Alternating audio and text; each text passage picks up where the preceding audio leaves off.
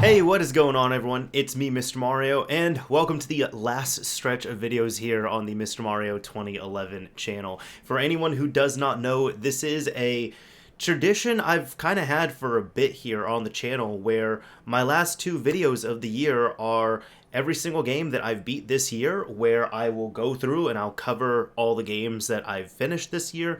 I will give my thoughts on them. It's not a review of these games, but it's kind of just my quick thoughts overall. And then my final video of the year ends up being my game of the year choice for whatever year it is. Now, the game of the year I've been doing for several years, as well as this here. And this whole video here, where I talk about every single game that I beat, this is more what it spawned from. You see, I ended up graduating from college at the end of 2015, and I very much enjoy video games. Now, I kind of just noticed that sometimes I would let my schedule get the best of me, sometimes life would happen, and I would just not really play as many games.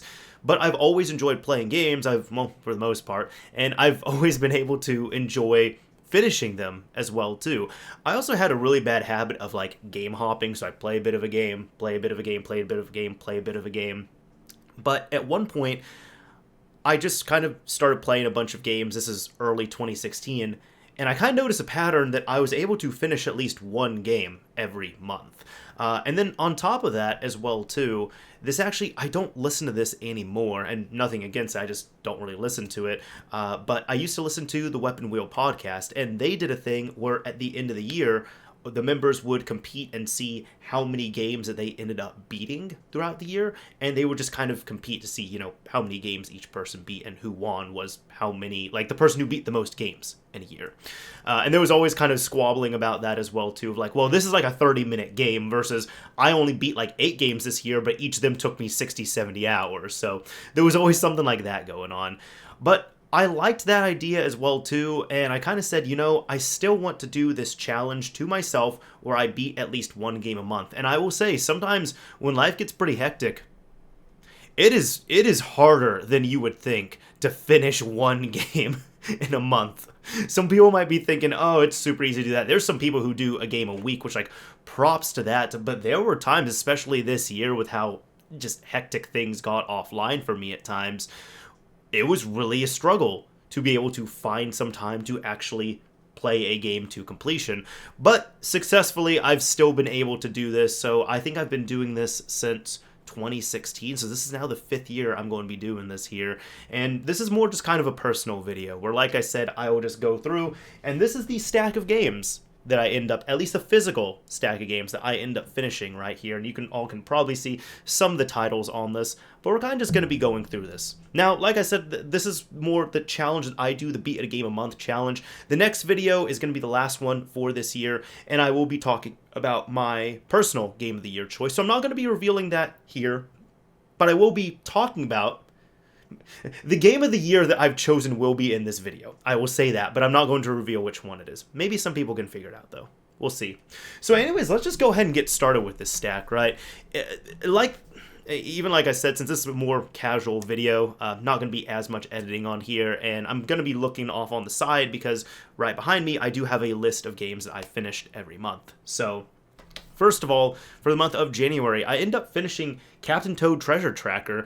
I have this on Wii U, and I beat this many years ago, shortly after it released, and I enjoyed it. So when it came out on Switch, I decided to pick it up on there as well too.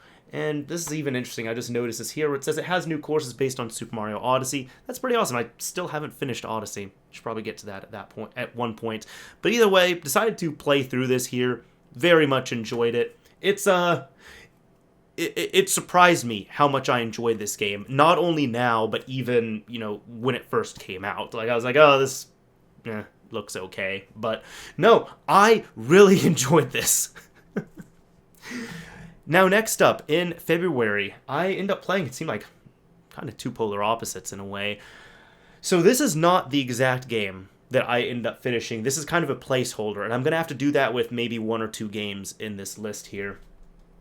GoldenEye 007, and I say this as a placeholder because this is the N64 cartridge, but I did not finish the N64 version of this game. you see what ended up happening is it's not even rumor, it's because it's confirmed and everything. So years and years and years and years and years ago, when games were being remastered and retooled and remade for Xbox Live Arcade on the Xbox 360, Rare was one of those companies that put a lot of their classic games on there. They put Banjo-Kazooie, Banjo-Tooie, Perfect Dark, Jet Force Gemini, I want to say as well too. And these games are also playable on Xbox One and now Xbox Series. But the rumor for a long time was that GoldenEye was getting one as well too, where GoldenEye was not only being ported to Xbox Live Arcade, it was going to get a remaster. Like, it was going to be, the controls were going to be redone. There was going to be all new textures. It was going to run at 60 frames per second. It was going to have online multiplayer, LAN play, split screen. It was even going to have the option to flip between original graphics and remastered graphics. And the rumor for a long time was that the game was done, or pretty much done, and it just got shelved because they could not release it just because there's so many rights holders for GoldenEye 007, and there couldn't be an agreement on there.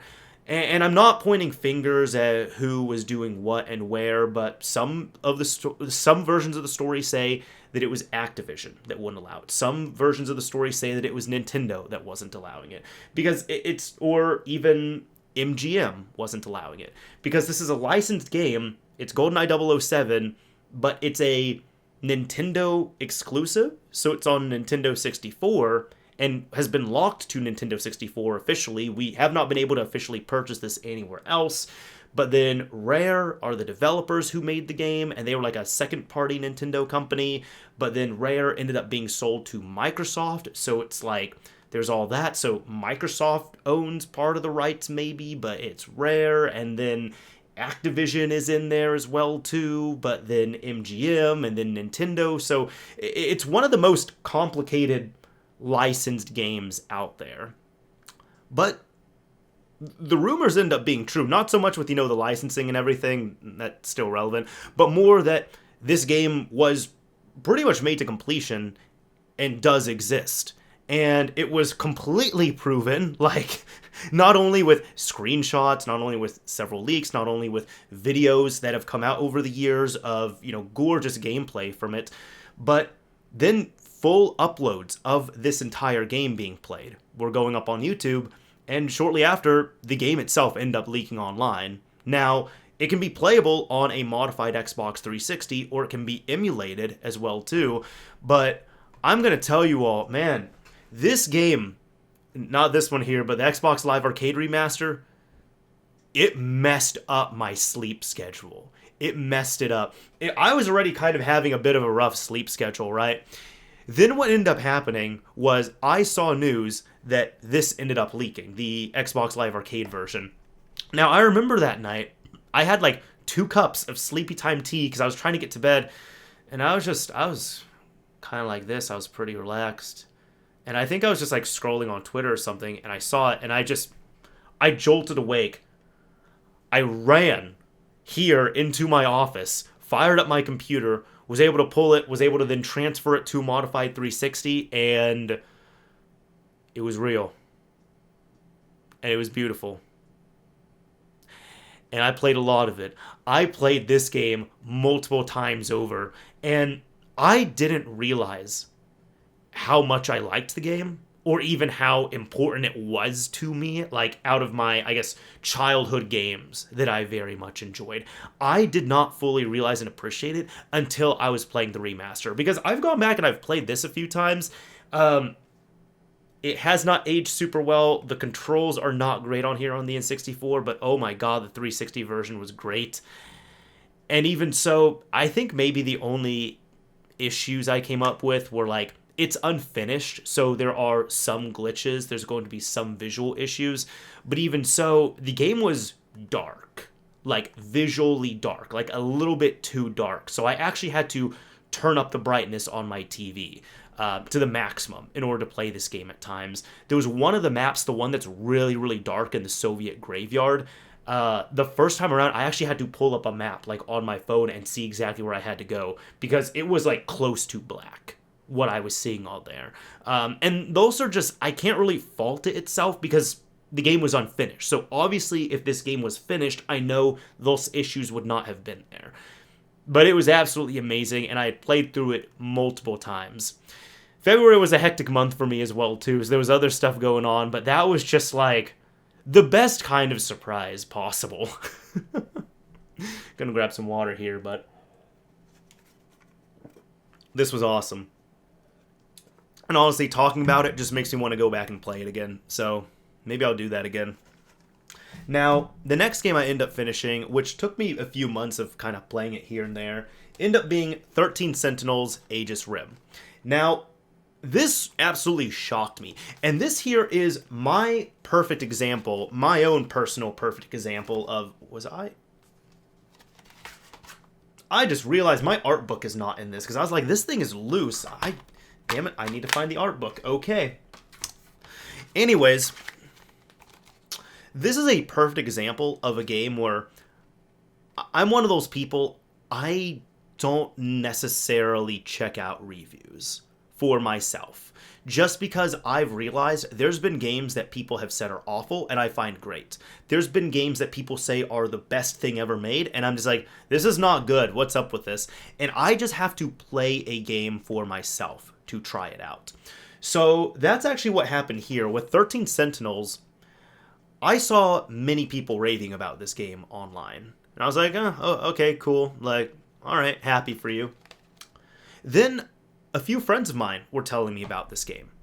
And they kept raving to me about it. And I'm just like, maybe. And it went on sale once or twice. And I looked up reviews. And it seemed, I don't know, okay. Then I saw like gameplay of it as well too. And I'm just like, okay, it's a mech game. It's like real-time strategy. I don't know. Like, just doesn't really seem like my kind of game. Like, you know, that's cool. It's just not really for me. What happened at one point was I was hanging out with a friend and they found out I had not played this game and they loved this game. So they popped it into their PS4, put the controller in my hand and just said, just play this. Just try it out. Play it. So I did. And I knew within the first level or two of finishing it, I was hooked. And that's why, for me, personally, I need to play a game to get a proper feel for it. Reading reviews, watching reviews, getting opinions, I mean, it can kind of help me. But again, I'm one of those people, if I only looked at the reviews and videos and screenshots and such of this game, I would have skipped past it. But until I played it for 5 or 10 minutes, like I played it and I was like, this is amazing. This game is absolutely amazing. Why the hell have I not picked up this game? So I went out and I picked it up. Now, it took me a few months to get to it, and I will say it is incredibly confusing. There's a whole lot going on, but it's really good. And it ties very nicely. And this is another one of those games, now I kind of just want to play it again. It is, maybe I'll do that actually. Because it's coming out on Switch, so I'll have a good excuse to replay it again. I mean, yeah, I have it on PS4, and then I can play it on PS5. But yeah. This was also kind of hard to pick up physically as well, too, because it is an Atlas title. So Atlas games have, now there's more pressings of them. But they've also kind of been known to be limited pressings are kind of hard to find. And like 13 Sentinels was a harder one to find. So I am happy I got a hold of this, but it seemed to get more and more and more traction and attention. And I think I'm probably going to double dip on this one. So for 2022, if you see this on my list of, you know, games I finished on Switch, don't be all too surprised. And I think it'll fit really nicely on the Switch as well too. So this game was awesome. Cannot speak highly enough of it. But actually, if you're on the fence about it, play it. I don't even know if there's a demo out for it, but like this is one of those games, if you're on the fence about it, you need to play it. And if you don't like it, that's fine. But like for me, I was on the fence and then I tried it and I'm like, I love this game. So, great game here. Now, that was all that I beat for February. In March, I ended up playing, you know, 2 games that were pretty similar here. I ended up getting Mafia Definitive Edition as a, oh yeah, for, I guess, 2020. This is one of my Christmas presents. This was another Christmas present here that I got. Mafia Definitive Edition. I only played the first Mafia for maybe 30 minutes. I beat the first mission or two. This is on the PS2, I want to say. And I heard people say it was one of the best games ever and blah, blah, blah, all that stuff. And I never really went back to it. And I own the game, like I have it on original Xbox. But when there was this definitive edition, which is a all-out remake of it, I was like, I'll go ahead and give it a shot. And I think it's really well done, too. I mean, even looking at this, the cover art looks great. It gives you DLC. It gives you, like, a map. Like, it's full inside of here, right? And it was only $40 compared to the $60 that it normally retails for. This game is incredible as well, too. I absolutely loved this game. I started playing it. I could not put this thing down. I finished it within a few days. This game was so good. Now, I don't really have much of a basis compare it to the original, just because I only played the original for like 30 minutes, and I didn't really get into it. But this right here, Mafia Definitive Edition, this game's a damn masterpiece, and I loved playing this. Now, all of them have gotten Definitive Editions, right? I want to continue on, but I didn't really want to spend any more money because these are actually games that I do own. So this I ended up getting as a Christmas present. But years and years and years ago, I ended up getting Mafia 2, and this is like the full version right here. This is like, it has all the additional story packs and style packs. It's actually really cool. So I don't like these platinum hits or greatest hits that much when it comes to game collecting, but I did pick this one up because not only it has the game, but it has DLC on the disc as well too, and it's discounted at that point. Now, I actually used my Xbox One X for the first time in a while because Mafia 2 is backwards compatible on the Xbox One X. So I was like, well, I could purchase Mafia 2 Definitive, which I didn't really want to because I found out they did not make a physical copy of it, at least here in the US. You'd have to like import it, and you could only get it as a trilogy. So if you imported it, you can get 1, 2, and 3 on disc. And for whatever reason, I had a weird feeling about it. So I said, no, I'm just, you know what, I have the games already. Even if this is a lesser copy, I'm just going to stick to this. I'm going to be cheap. I paid like probably a few dollars for this from a thrift store years ago. I'm just going to stick to this. So it was a downgrade in many ways, just because I'm going from, the nice refined 2020 build here down to, a, how do I say, not but, an emulated but upscaled good looking copy of it, but not, like a full remaster or remake, so to speak, that you would get with the Definitive Edition. But it was still really good. I enjoyed this quite a bit, and I will say I would have probably enjoyed this more than the original Mafia, but just the sleek and shininess and just nice quality of life features that the first Mafia Definitive Edition had, I did like this one more than Mafia 2. Although I very much did enjoy this game, I enjoyed the characters. It was really cool to see how things tied together, and I don't really want to spoil too much about it, but it's very much there are events that happen in the first one where it's like, wait, I recognize, oh my god, that's that person, now I'm playing as them in, Mafia 2. So, really enjoyed this. Maybe the only issue I had, which this is more with the platform I played it on, it is on 360, so if I just played it on 360, it would have been fine, but I was like, I want to use my Xbox One X for something, and I want to get the benefits from it as well, too. So, I popped in the disc, I installed it. Unfortunately, I had no way of utilizing the DLC. Now, there's some games, for example, like Borderlands, if you pop it into the Xbox One, it will download like the Game of the Year edition that has all the DLC. This is not like that. And I've tried both discs, and I can get the base game, but I cannot install or download the DLC for free unless I end up purchasing it, which I don't really want to because I already have it here, like physically. So if I ever do want to go back and play the story packs, which I don't know if I will, I'll just have to go to the 360, transfer my save there, and then just install them on the 360 and play on that. That was disappointing to me, in my opinion, and that's not a fault of the game itself. That is a fault of the platform that I was playing it on and how they were choosing to deliver the content and emulate it. So I only played the base version. I've heard good things about the DLC, but by the time I finished the game, I was like, cool, I want to move on to the next one. And I did not finish Mafia 3, but I will say, I went to Mafia 3, I was optimistic, I was excited about it, and like, that game just doesn't really hit with me for whatever reason. Like, the characters are cool, the setting is cool, I love the music in Mafia 3, I like the more modern games more than like the super old school games, but it just doesn't have like the same feel on there. And I've talked with, kind of a little bit of a rant here, I was talking with Badger Goodger about this, and he was even saying like, like the storyline, the main story, the base game is really not that great. That's a disappointing thing. If you play the DLC, like you'll play the DLC for Mafia 3 and you'll be like, this is good. Like this is what the game should have been. So you kind of have to trudge through the base game itself, and maybe I will at one point. I don't know how far I am into it, but I'm not too terribly far in. It felt more like a chore to play compared to the first two. On top of that, when I said I had a weird feeling about this, I was happy that I played the 360 version, because I also talked to Badger about that, and he was playing through all of them. So he played through Mafia Definitive Edition, he played through Mafia 2 Definitive Edition, and he told me that Mafia 2 was super glitchy, seemed unfinished. There was a lot of issues that he was running into with like visuals, sounds, glitches, just all this other stuff. And I was kind of like, well, thank you for... I didn't even look it up, but I just had a feeling about it, because I'm like, the first Mafia got pressed, the second one, like the first one got pressed here, the third one got pressed, and then a remaster went out, although from what I know, the HDR implementation isn't really the best on Mafia 3. But Mafia 2 was kind of just like... What I'm saying is Mafia 3 was a big deal, Mafia Definitive Edition was a big deal, Mafia 2 Definitive Edition was kind of like, here, it's there, it's on the store. It was like suspiciously not marketed and suspiciously not really covered all that much. So that's kind of the weird feeling I had about it. So I'm glad I didn't spend my money on that. But there we go. So that was what I finished in March.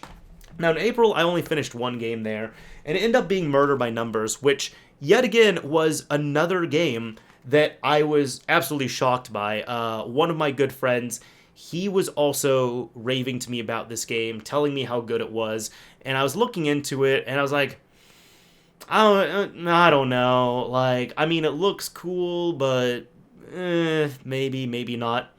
So, the same thing as 13 Sentinels. I had the game in front of me, I tried it out, within 30 minutes, I ordered the physical edition here. I was like, this game is awesome. And it was kind of just a relaxing numbers game to play as well, too. I very much enjoyed it. This is not the typical game that I would really play, but I loved it. I enjoyed the gameplay, I enjoyed the mystery, the art style was awesome, the intro sequence, like the soundtrack to it and the intro sequence is like, I never skipped the intro when I booted up this game, because I just loved the opening music from it. Every time I would listen to it the full time. The only times I did not listen to it are if I like accidentally skipped it. But I loved Murder by Numbers. So yet again, another game here that I was just like, oh, I'm not into this game at all. Like, I don't know. And then I actually tried it, and I was like, within 30 minutes, I purchased it. I was like, I want this game. May now. So this was a game where I was supportive of it, but I guess it didn't really come up on my radar until I talked with some people about it. So Joseph Fares worked on this game. I love Joseph Fares just because he did the whole thing of like, fuck the Oscars, like he was saying that when A Way Out was revealed.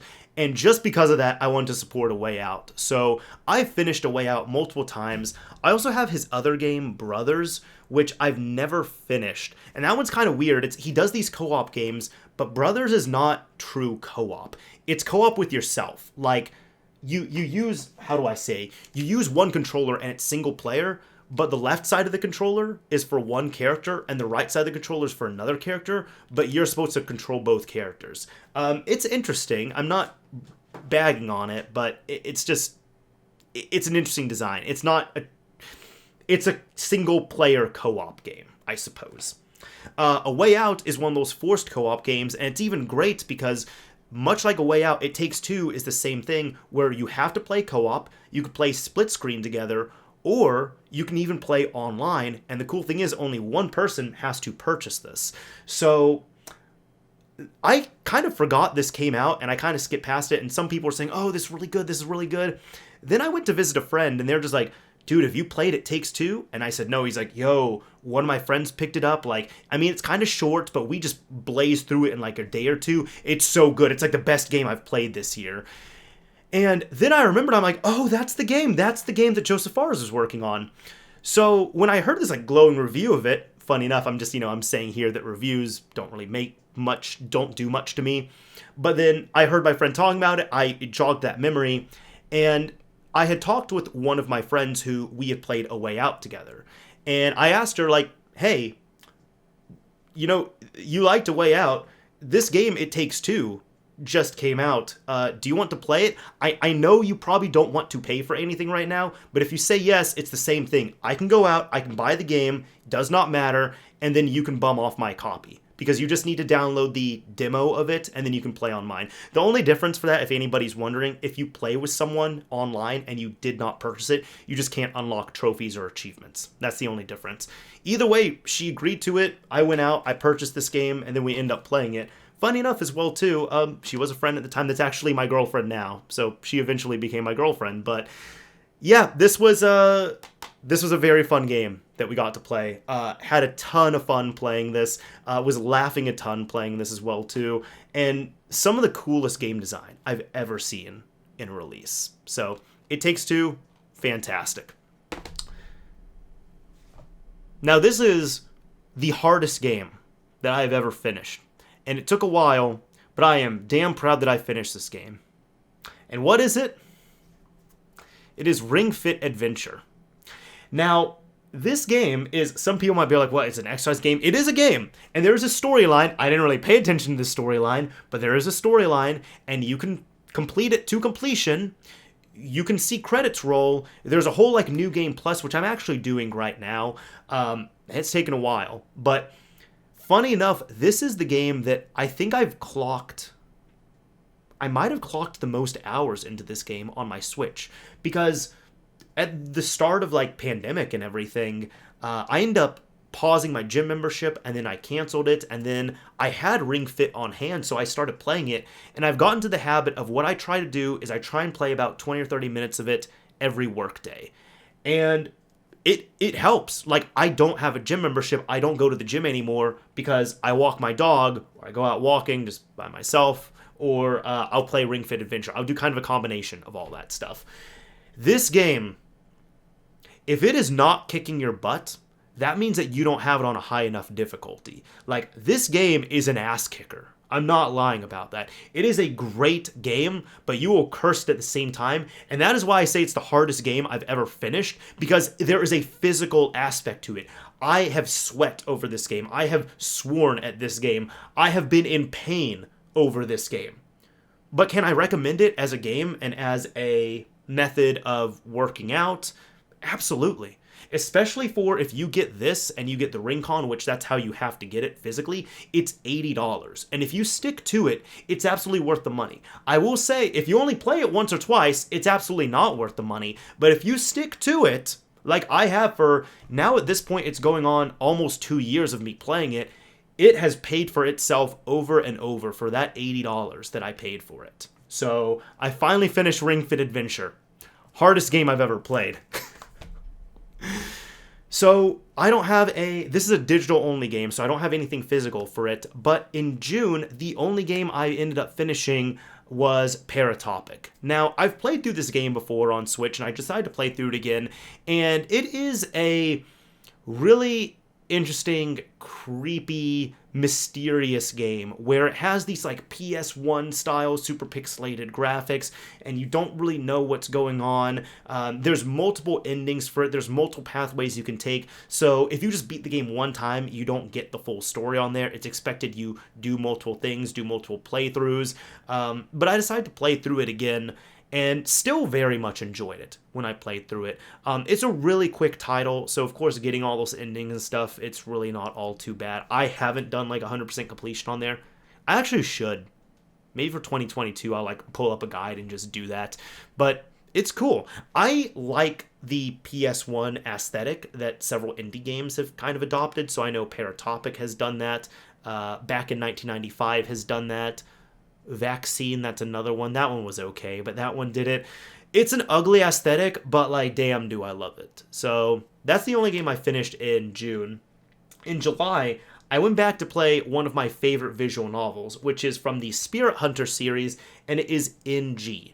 So it could just be NG, or you could call it Spirit Hunter NG, but there are 2 games in the Spirit Hunter series. Now, visual novels are still new to me. The first visual novel I ever played through was Deathmark. And I think I played that in 2018, 2019. First visual novel I ever played. It has faults. It's not the greatest one out there. But I will say it's probably my favorite visual novel. Maybe partially because it's my first one, but also just because I very much enjoy and appreciate it. I think it's incredibly creepy. This is a super generic way of describing it, but it kind of felt like Silent Hill as a visual novel in many ways, to the point where I remember when I actually talked with Skulator on an episode of Mario's Minute where I was sharing this, and when I had played it, I was playing it in my basement, lights off, with surround sound, everything, just reading it on a TV. Good God, I could not do that. It was terrifying just because of the visuals, what was going on, the environment they build. I'm also a very, active reader, so when I'm reading, a book or something, I'm visualizing everything in my head, but you have the visuals right there, so my imagination really comes out. But then you're hearing all this creepy stuff, and it was so well done, though. It was incredibly well done for that. But I also did learn that I don't like visual novels on consoles. I have to have them on a handheld. So whether it's a PlayStation, really, my preferences for visual novels have been PlayStation Vita or Switch. At least with the Switch, I can, dock it. Because I will say it's rare, but occasionally, I want to read the visual novel on a TV.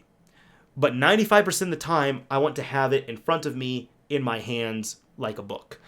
So NG is not as good, in my opinion, as Deathmark in terms of story.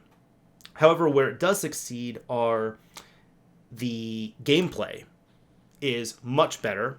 It's more refined. There's more action going on as well, too. There's a lot of quality of life enhancements on there. And I like the much more darker, dare I even say, messed up aspects of the story. It is pretty disturbing at many times, and it's more disturbing than the first one. But I will say, story-wise, I like the first one more. It's just, I think the first one to me would be perfect if you could take the quality of life updates that the sequel here got, NG, and you patch them into Deathmark, then I would absolutely love Deathmark even more. But even as is, I still love Deathmark.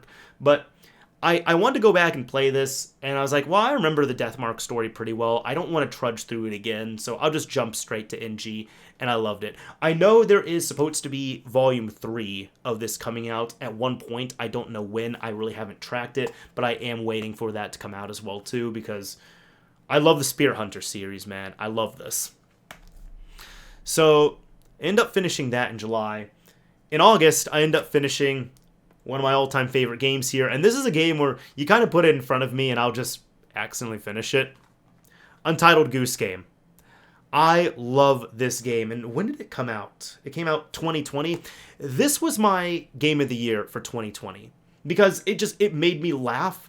I enjoyed it, and very much if a game can make me laugh and feel that way, then usually it's a pretty high contender for me in terms of favorites. But this is one of those games I've finished it multiple times. I have finished it on every platform except for PC, simply because I don't own it on PC, but I have it on Switch.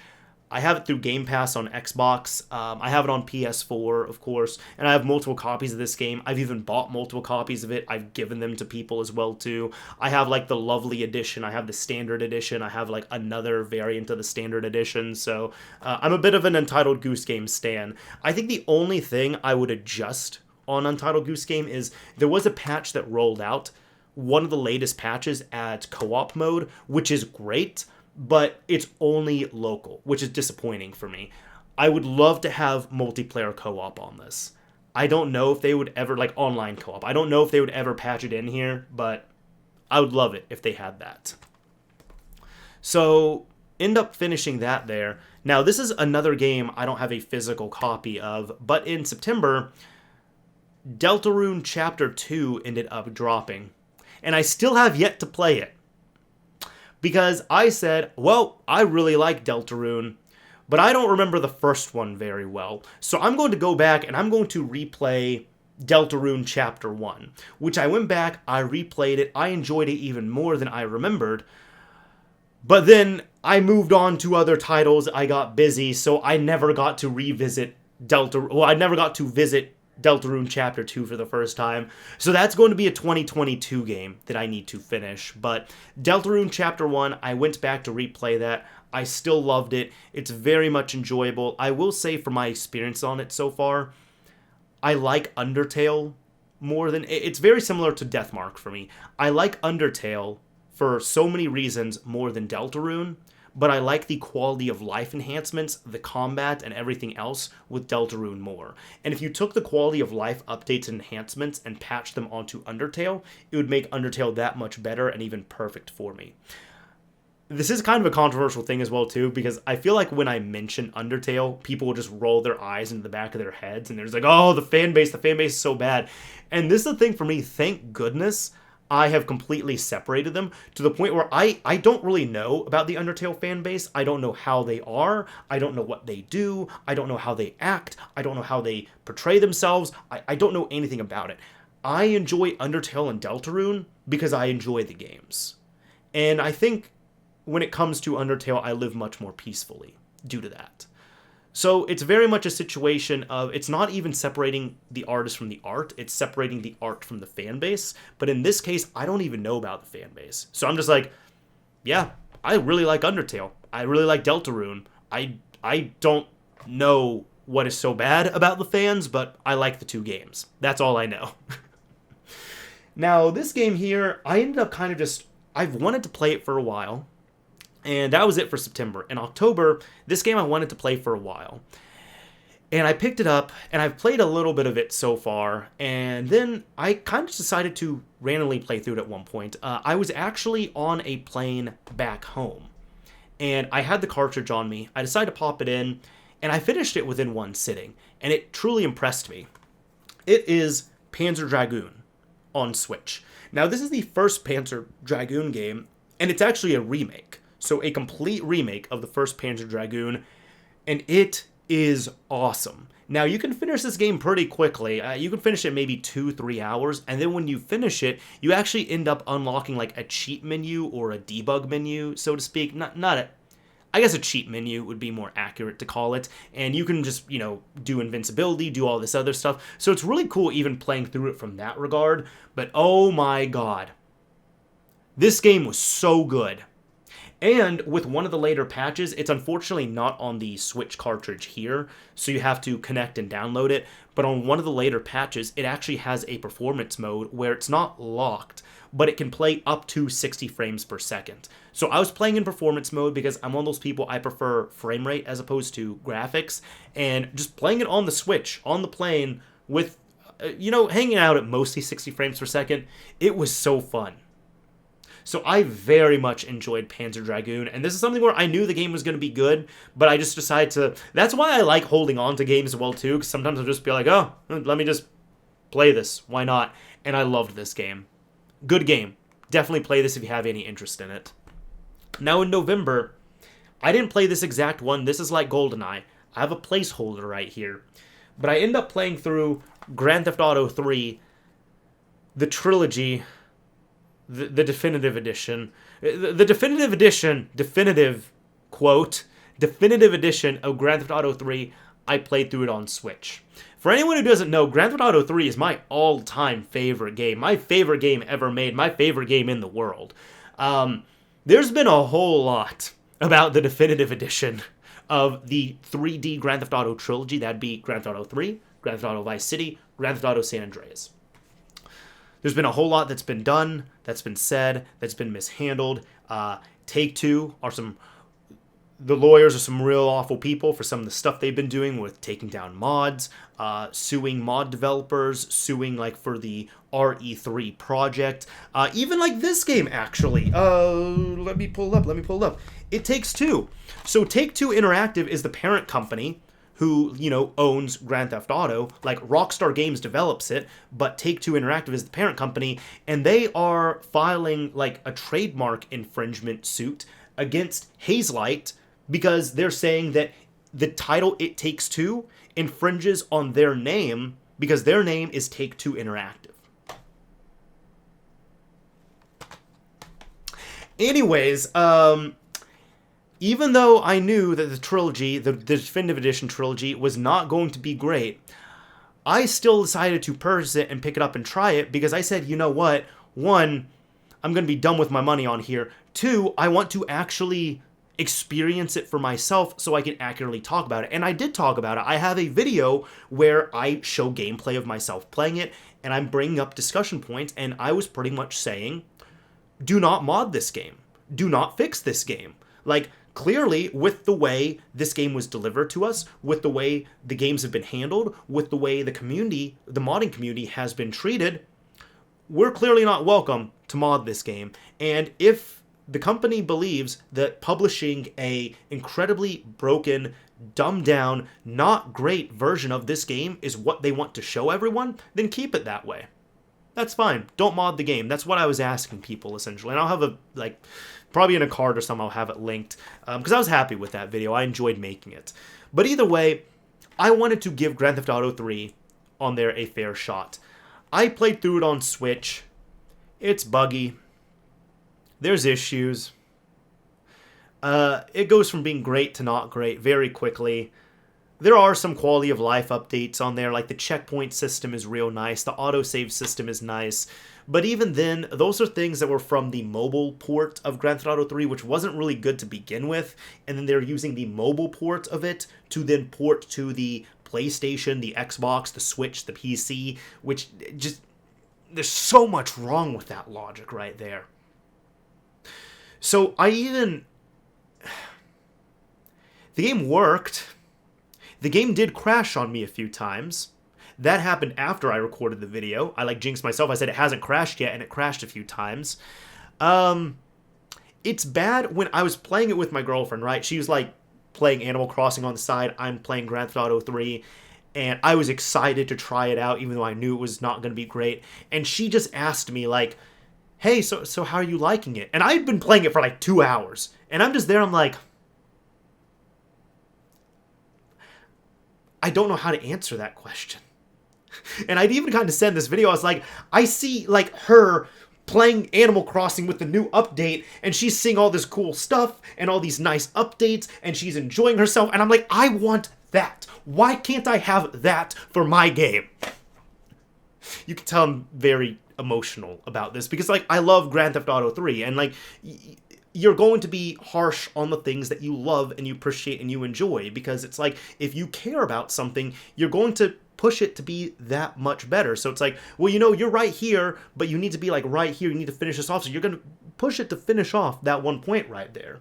You're going to be a critic out of love for it. So my review on it, which I have finished it, and my opinion on it hasn't changed.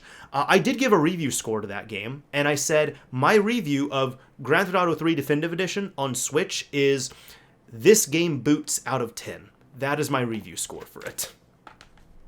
Now, the last game I ended up finishing this year was in December, and another placeholder, last one here, because technically it wasn't this platform, it ended up being Donut County. This is another one of my all-time favorite games now. I've played it multiple times. I've played it on all the platforms I have access to it on, so Switch, PS4, Xbox One, now at this point Xbox Series. This is the first game I finished on my Xbox Series S because I had that through Game Pass, and I wanted to use my Xbox Series S for something. Aside from that, I've really just been using it for Halo Infinite, which I haven't finished at this point, and I'm not going to be finishing this year. That's going to be a next year thing. But Donut County is great. I love the quirkiness of it. I love the humor. I love the characters. I love the art style. I love pretty much everything about this game. And the great thing is as well, too, on here, is that, the Switch version. What I love about this cover art, if you can see right here, I'll even kind of try and show you all. If you can see right there. Come on, focus, focus, focus, focus. Maybe, possibly. There we go. There we go. The character there, I think his name's BK. He's holding a Switch on the Switch cover. I love that so much. I just absolutely love that. So, I've even gotten a few friends onto it, and then they'll just, message me memes about it or screenshots, and everyone I've gotten onto this game has loved it. And it even kind of confirmed another thing for me as well, too. It's not, I don't want people look at this, play the game, and then be oh my god, a one-to-one type thing. But I even kind of went back to confirm this. That's why I went to replay this game and I wanted to finish it. I went to play it and I played through it and how do I put this? I kind of had this idea before, and I guess I just kind of wanted to confirm it to make sure it was still there. The way the two characters talk to each other here, which are BK is the raccoon, Mira is the human here, a lot of how their conversations are handled and how they communicate with each other and just like things that they'll say is a lot like how my girlfriend and I will talk to each other and text each other. And that just makes me laugh quite a bit. Now, there's a lot more anger here because, well, if you play the game, you'll see why everyone, including Mira, ends up hating BK. So I'm not talking about that side of it, but like just the casual conversation, the fun talk. I'm just like, yeah, this is kind of how we text each other already. So even when I finish this game again, I even just let her know, I'm like, yeah, I kind of had this idea and I was pretty sure, but I want to play this again just to make sure I wasn't crazy. And no, this is pretty much how we talk many times, so... There we go, Donut County. This is the last game I end up finishing this year. So overall, this isn't every single game I finished, but these are the physical copies of the games, most of them at least that I finished. And overall, I end up, oh god, it's gonna fall, it's gonna fall, it's gonna...